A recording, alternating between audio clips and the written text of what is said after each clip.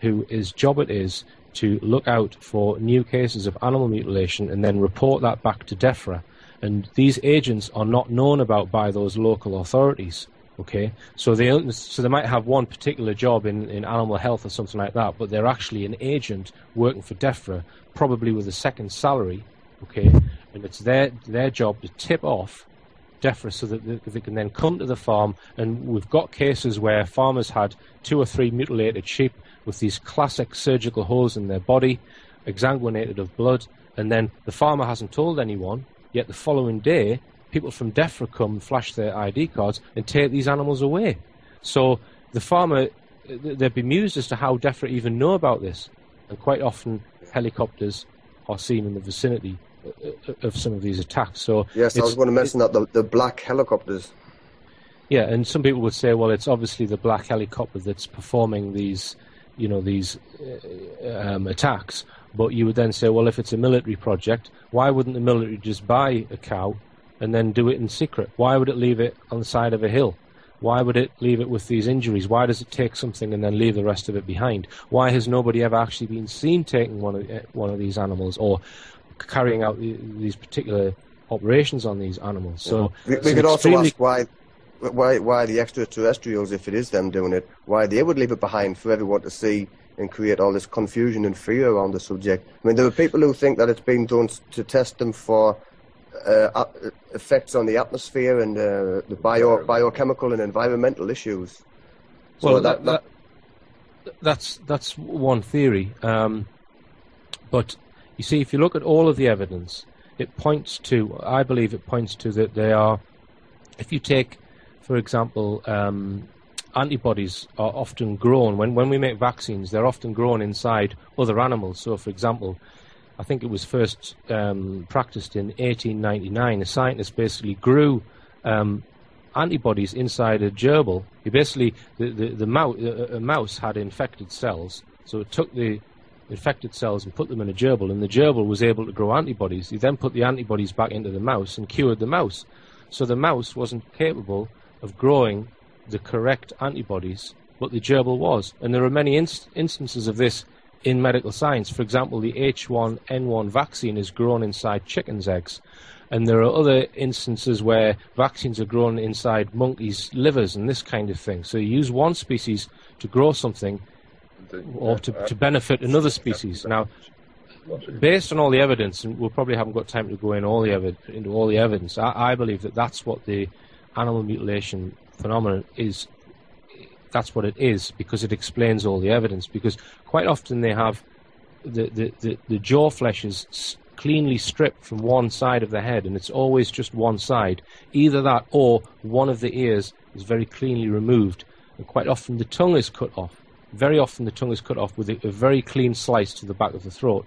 Now, so what I think is happening is they are fitting an animal with a tracking device in its jaw, okay? They then inject it with some kind of disease, okay? They then leave that animal for maybe 3 months or 6 months while it develops the antibodies that whoever's doing this require. They can then find that animal by using the tracking device. So they then cut its tongue off and test the tissue of the tongue to see if it's developed the correct antibodies. If it has, they then exsanguinate the blood and take the soft tissue organs. It's always the soft tissue organs in the blood, and quite often the rectal column, or what you call a rectal core, is carried out. And then the last thing they do is they remove the implant. They take the jaw strip or cut the ear off where the implant is.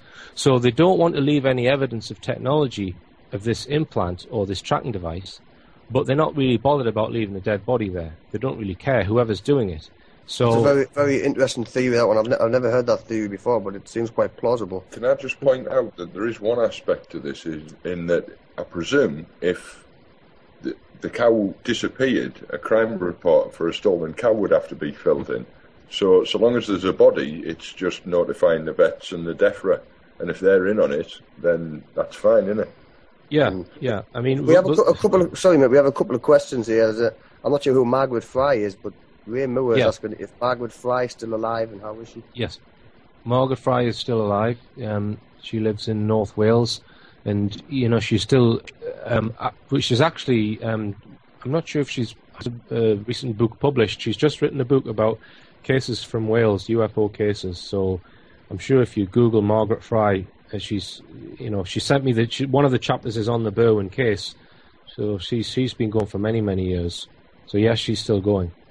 But to get back to the animal mutilation, the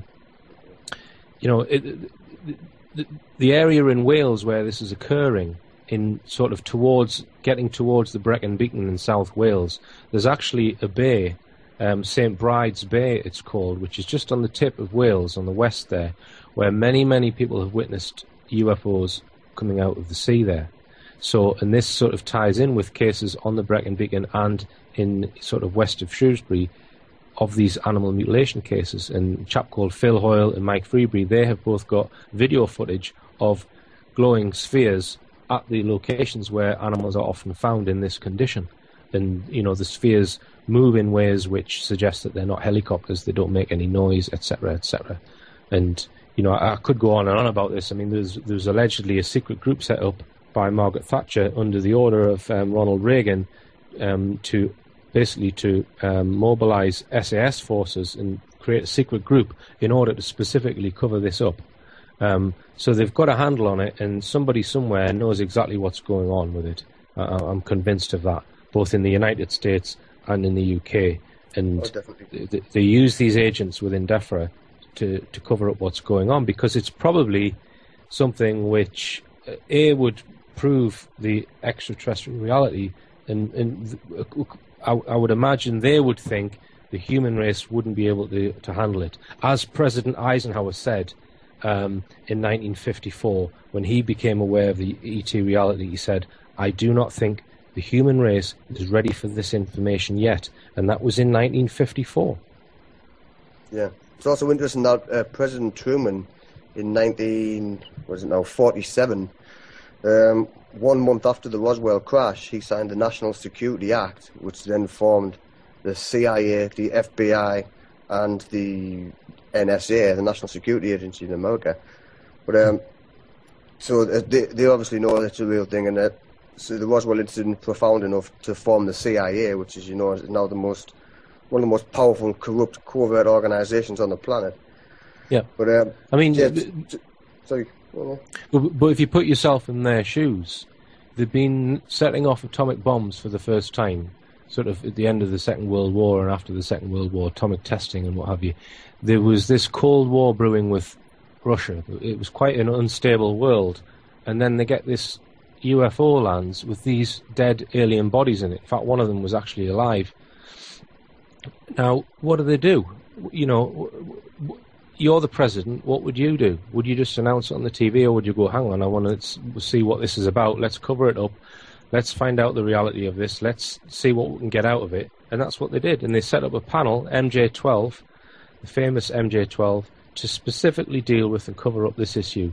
And that group, it probably still exists today, albeit in another name, where they are. The irony of that, though, is if they had disclosed it back then, there wouldn't be this issue now, because we'd have been born into a generation when this was like we knew about this from birth, so we wouldn't be scared of it. And they're still kind of stuck there. It's like a stalemate at the minute, almost like they've painted themselves into a corner and they cannot disclose it. Yeah. I mean, I throw my hands up in the air when I think of the secrets that are being kept, and it really annoys me because I think if you find the absolute truth of this subject, it leads to the truth about our actual origins, our spiritual and genetic origins. Because if an ET is managed to get the technology to come to our planet, then they're probably going to know a whole lot more about the non-physical side of basically life. We're going to be able to learn a lot from them. So you can understand why they want to cover it up, because the military just see this as it's a military gain. They can weaponize the technology. They can use this information to their advantage, and that's exactly what happened. But one thing to bear in mind, it's quite possible that when ETs met with Eisenhower, as they did in 1954, and there's plenty of insider statements to back that up, Eisenhower met with extraterrestrials in 1954. They may have threatened him. They may have said, look, we don't want this out into your human race. And they may have been doing that ever since then. So, we complain at the intelligence agencies for covering up all these UFO cases. Maybe their hands are tied. Maybe they are under orders not to do it for whatever reason. Yeah. We've got a question here from our friend Gary from the Scottish Sovereigns. This leads us nicely into the next subject. He's talking about, he sees a lot of orbs up around in Scotland, and these things have also been witnessed around crop formations, which is the next subject I was going to raise. It's the significance. So can I get your input on crop formations? I mean, another huge subject which you could probably spend your whole life investigating is crop circles. I mean, yes, he's right. He's perfectly right. Orbs are often witnessed in the areas where crop circles appear. Now, and quite often military helicopters are seen chasing these things as well. But the thing that intrigued me about the crop circle mystery was the whole sort of shenanigans that go on with the military. The government, basically prior to 1990, were involved with it, and then it was swept under the carpet and taken off them by intelligence agencies after 1990, after a project called Project Blackbird. But it's the whole sort of, are they real? Are they being done by hoaxsters, etc., and what's the reason for Doug that? and Dave coming home from the pub on a Friday night. Yeah, classic. Yeah. Now, you ask most people on the street what they think. They say, well, I saw a program, it was people with planks of wood. And they'd be perfectly correct in thinking that, in that probably more than 95, probably 98, 99% are done by guys with planks of wood. And it was these people who I homed in on in my documentary, Crop Circles, The Hidden Truth. And I basically sort of did a little bit of digging on the main person who was sort of the ringleader of the group, creating these massive, complex crop circles that you see on the internet and in newspapers. They're very, very intricate designs. Some of them are Mayan designs. Some of them have astronomical messages in them, etc., etc. So I focused in on him, and I uncovered a whole load of circumstantial evidence which basically suggests that he was recruited by MI5 in 1992. He studied at the Slade School of Fine Art in 91, and which just so happened to be right next door to the MI5 headquarters. And he lives in a property which has never been registered with the land registry, and nobody seems to know who's paying his rent. So I basically found a whole load of anomalies about this guy, which make me fairly convinced that he's been working for MI5 since the early 90s, and I believe in the employment of BP, guarding the area, and these guys also did the border patrol for Area 51, the Groom Lake facility. Some interesting stuff going over there. Well, not interesting is not the word for it. There's some appalling stuff going over there in the Gulf.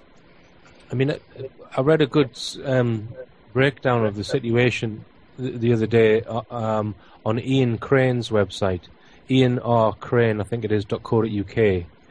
And I think he used to work in the oil industries.